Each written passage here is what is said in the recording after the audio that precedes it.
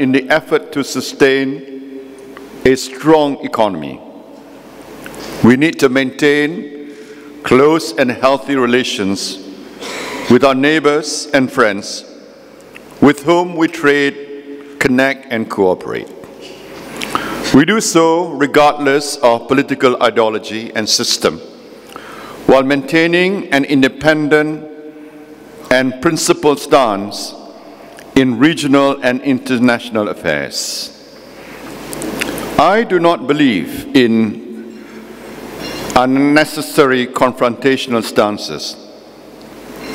Politicians adopting intentionally antagonistic foreign policy positions just for the sake of personal popularity are selfish, short-sighted, and self-defeating for their own countries. Ladies and gentlemen, here in Malaysia, our economic plan has ensured the country's resilience despite global economic uncertainties and plunging oil prices.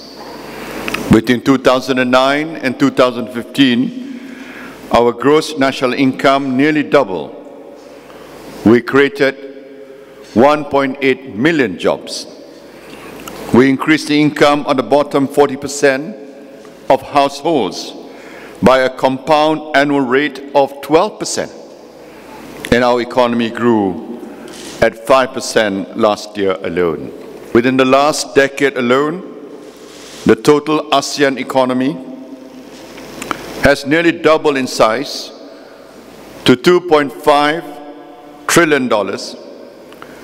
GDP per capita grew by 76% to over $4,000. And if ASEAN were a single economy, it would already be the third largest in Asia and the seventh largest in the world. We have built stronger ties around the world with China, United States, Japan, and the EU, among many others.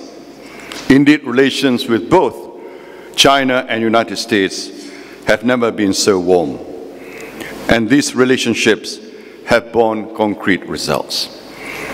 I have worked to deal with legacy issues. For example, with Singapore, our resolution of the points of agreement in 2010 after a 20-year deadlock is a good case in point, and both countries stand to gain much from this. It was an example of how we chose to move forward in a spirit of friendship and mutual benefit and put a long-standing stumbling block behind us. We're now looking at building a high-speed railway between Kuala Lumpur and Singapore to enhance connectivity, economic opportunities, and people-to-people contact.